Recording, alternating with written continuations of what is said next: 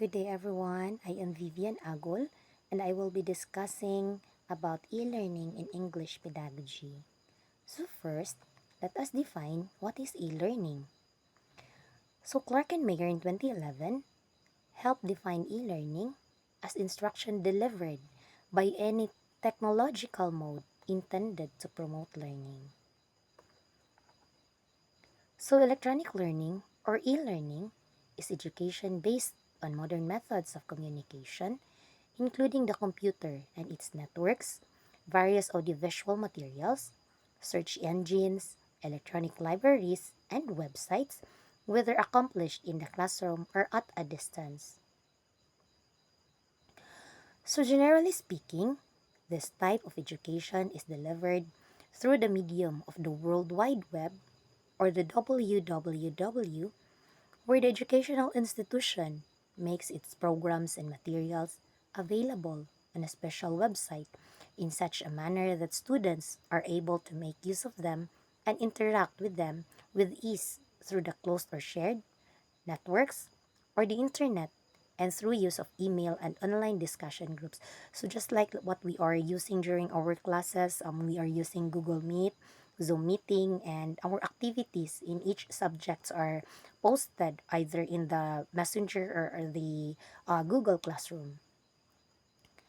So the definition of e-learning centers on its being a learning method and a technique for the presentation of academic curricula via the internet or any other electronic media, inclusive of multimedia, compact discs, satellite, or other new education technologies.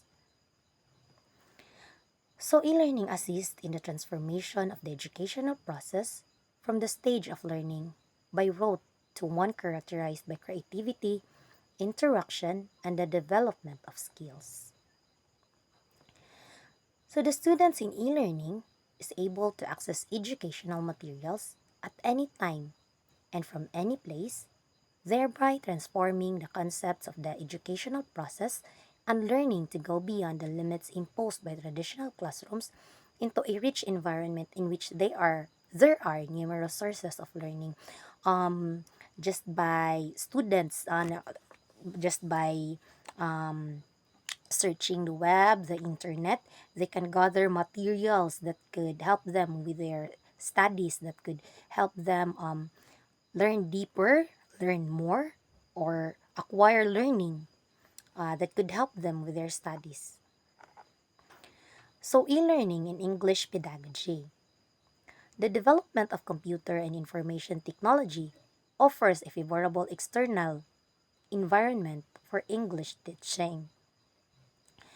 So, information technology furnishes them with abundant teaching materials of English, which also provides an opportunity for teachers to change their pedagogical strategies so as to improve the efficiency of teaching and learning. In recent years, computer and internet are widely used. Accordingly, teachers should adjust their pedagogical strategies to improve teaching efficiency. So of course, the teacher needs to adapt uh, with the new technology, with the what is trending, what students can relate to. The teachers should adjust and adapt those changes for them to teach efficiently. So now, let us talk about the corresponding changes of pedagogical strategies in English teaching. So, e-learning can turn pedagogical strategies to student-centered, focusing on fostering linguistic sensitivity and improving listening comprehension and ability of expression so as to enable students to master English as soon as possible. So, language acquisition does not depend on grammar and invalid exercises, but on students' constant practice. That is the e-learning pedagogical strategy. So now, let us talk about the e-learning pedagogical strategies. First is listening. Of course, language acquisition should start from the auditory. We learn from what we hear. The second one is reading. E-learning allows students to read their own interested materials. Students are given the freedom to choose what material they likes because as it is said, direct choices means more learning, more knowledge because they can learn fast through uh, what do you call this one? Through using, through um,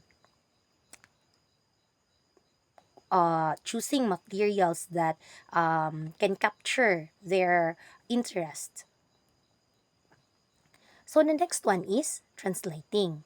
Enable students to better understand the materials and enlarge their vocabulary. So um, after the students choose what materials to read, of course, dili siya malikayan nga naay ka ng mga instances that students couldn't understand what they are reading. So, of course, the teacher is there to translate, to um, make or help the students understand what he or she is reading with the materials he or she choose.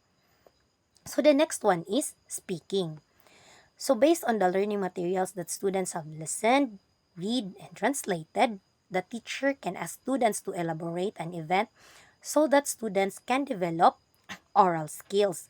So after the students listen, read, and the teacher translated the materials, the teacher can now ask the students to make a certain activity that can develop their oral skills. So the next one is writing. So of course, we have tackled earlier about the oral skills, and now we will be this way students can develop their ability of outputting information in English.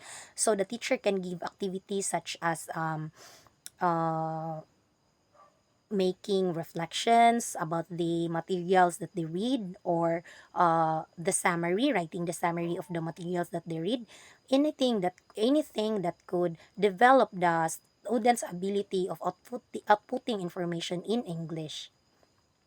So now let us discuss the impact of e-learning in English teaching.